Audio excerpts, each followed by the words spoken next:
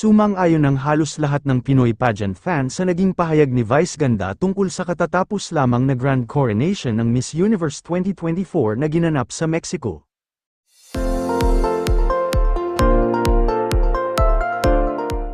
Simpleng pang-ookray ang ipinost ng phenomenal box office star sa naganap na finals night ng naturang international beauty pageant sa kanyang X account. Tila hindi pasado sa panlasa ng TV host comedian ang naging production at presentation ng Miss Universe ngayong taon kung saan hindi nagtagumpay ang bet ng Pilipinas na si Chelsea Manalo.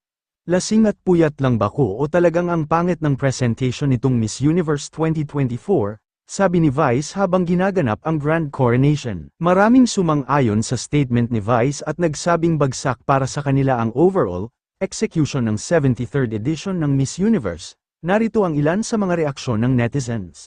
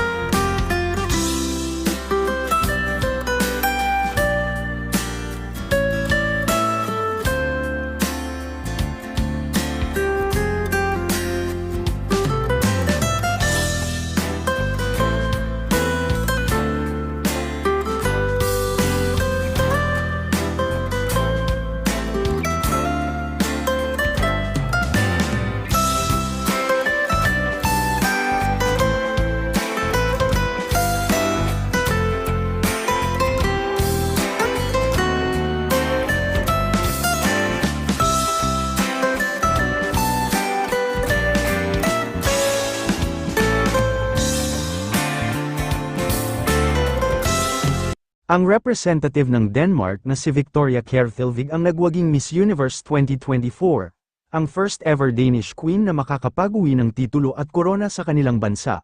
Umabot lamang hanggang sa top 30 ang Pinay beauty queen na si Chelsea at nalaglag agad sa top 12 finalist, ngunit sa kabila nito, proud pa rin sa kanya ang sambayanang Filipino.